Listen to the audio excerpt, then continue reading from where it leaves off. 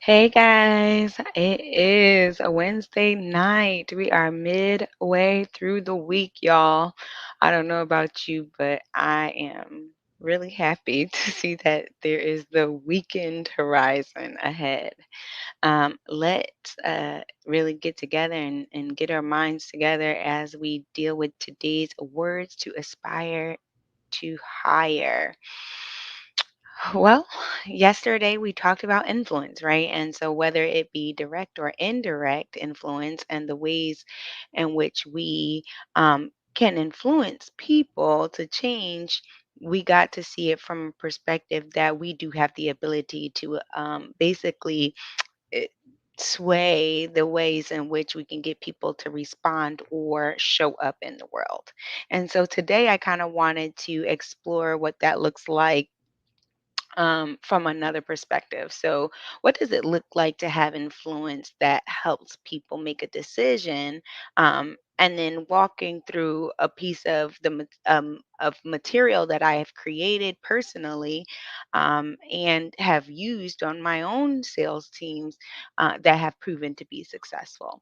Um, I even have taken some of my core key concepts and kind of put them in a small construct, but for tonight, I'm going to take at least one of those concepts and put together something that we get to kind of walk through to see how I was able to garner so to really put together a really great dynamic sales training program for sales teams all over the Northeast. So let's just dive in. So we're going to take this quick look at one of the key concepts today.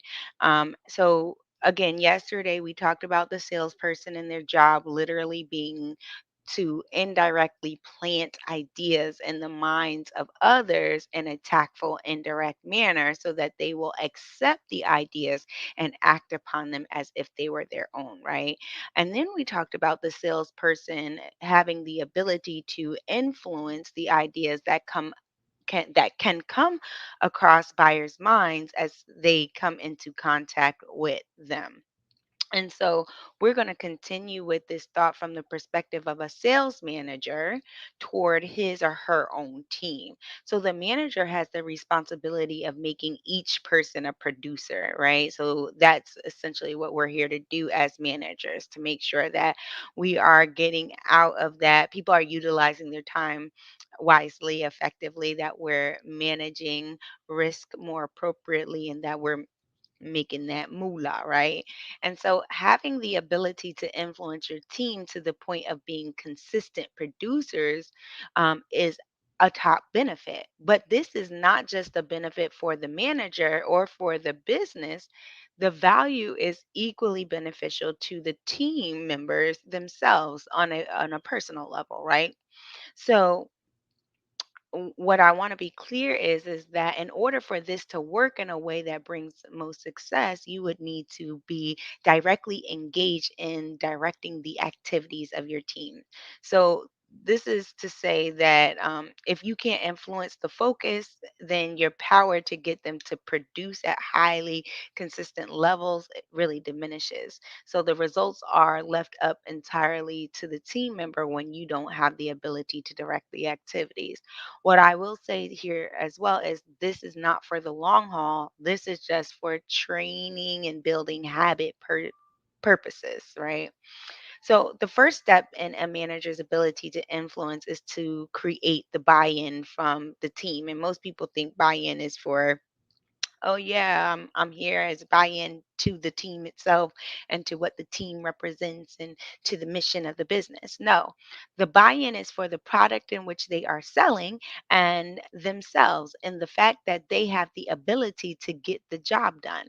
The goal here is to make the product become an extension of the salesperson.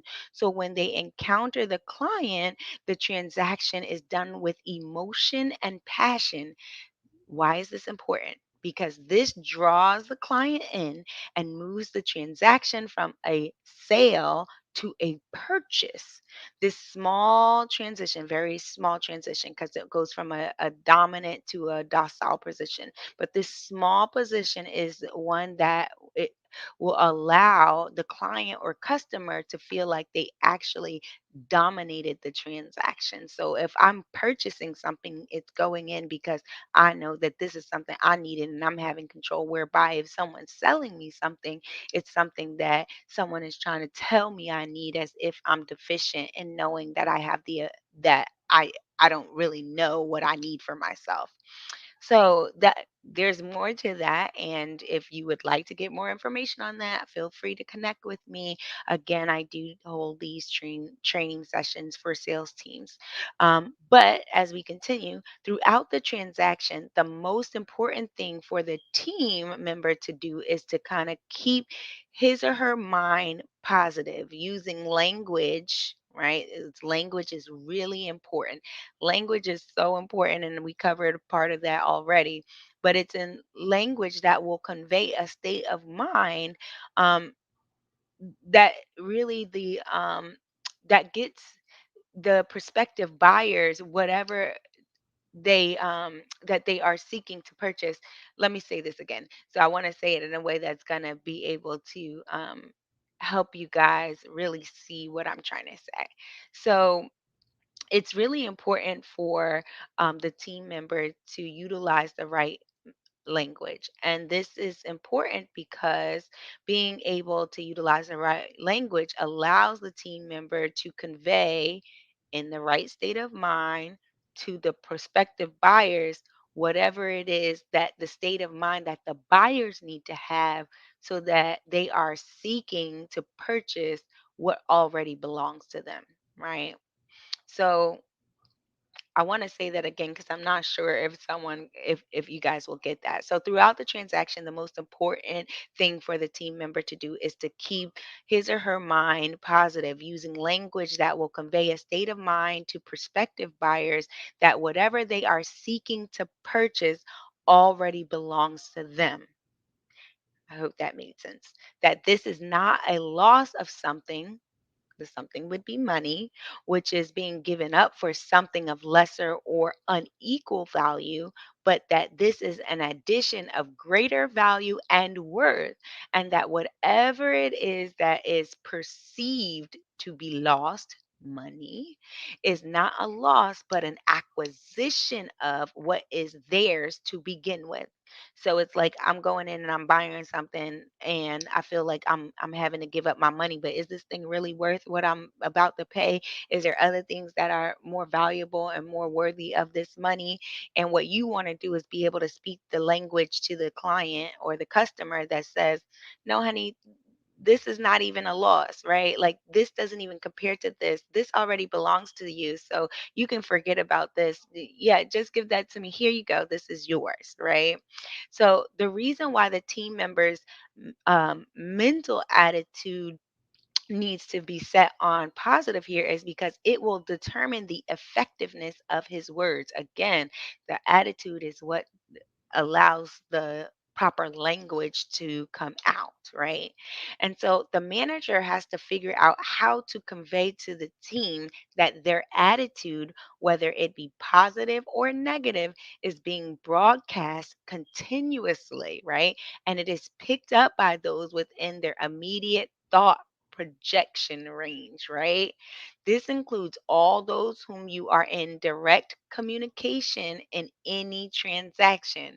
If this does not make sense to the manager, what I would say to he or she is I want them to just try to sell something when they're in a negative mood or experience some form of frustration or discouragement and then try to go out and tell somebody to buy something from you because it's theirs and they need it already, right? What I know to be true is that they will quickly recognize that no one wants to do anything that they request and nobody want to be bothered with them. But it is important for both the relationship between the salesmanship and the petitioning. This is important.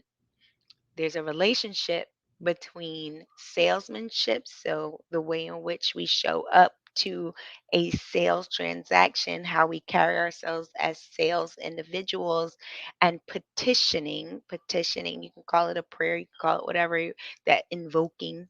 Um, the petitioning, that which um, it, I would consider that petitioning is that which is a future desire, a need, or a want for a particular outcome, right?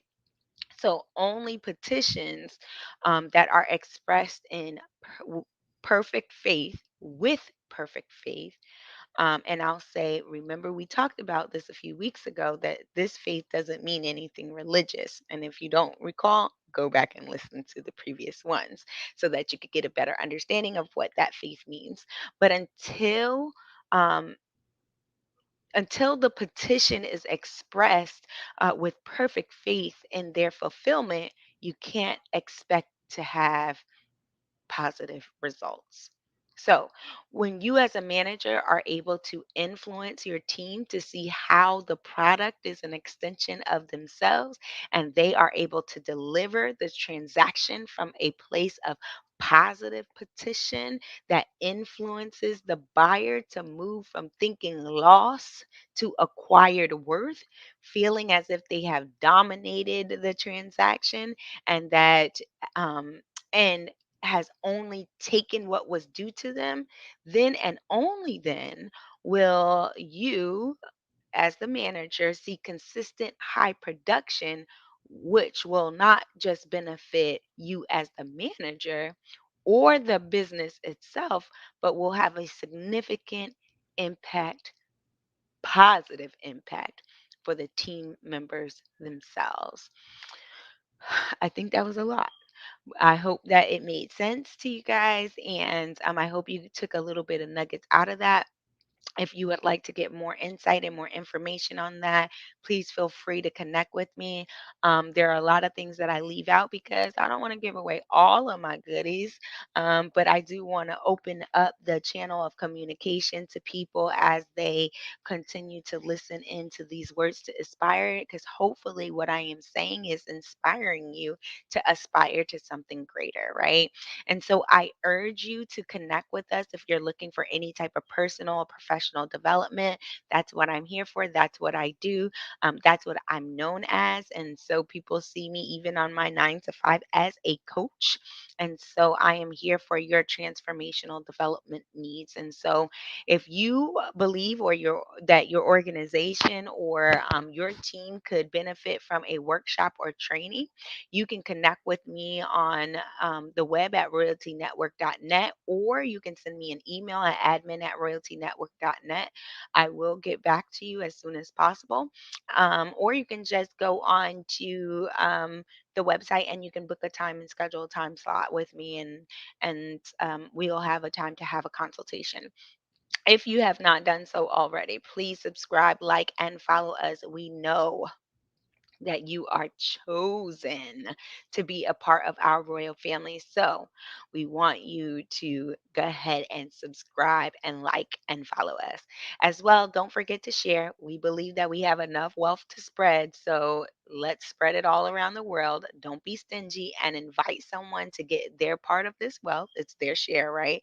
It's owed to them. They have inherited it, right? And so please share and invite people to the conversations. Lastly, if you did not get a chance to listen to today's episode of Conversations in the Throne Room, I would encourage you to take a listen. We had an extraordinary and moving, heart touching conversation with our special guests, Ned and Susan, as we took the cover off on domestic violence and our own personal experiences. We took a really close focus on what domestic violence looks like from the male perspective and why a lot of men have a hard time coming forward with their own experiences of domestic violence. Um, I even got to share part of my personal story, and I'm actually glad that I got an opportunity to share that. Well, guys, join us again, though, next Wednesday at 5 p.m. for Barbershop Conversations with our friend and our brother, Ned White, as he continues to deal with the issues of parenting from the male perspective, really looking out of the house dads, right? And I know that you're not going to want to miss it. So do what you got to do. Get there. If you miss it, make sure you go back and you do the rewind, but make sure that you make your way to the place that we have created for us to be able to purge, heal, rest, and transform so that we can actually become what we have been called and created to be, which is royalty. I want to thank you guys, and I want to say have a great night.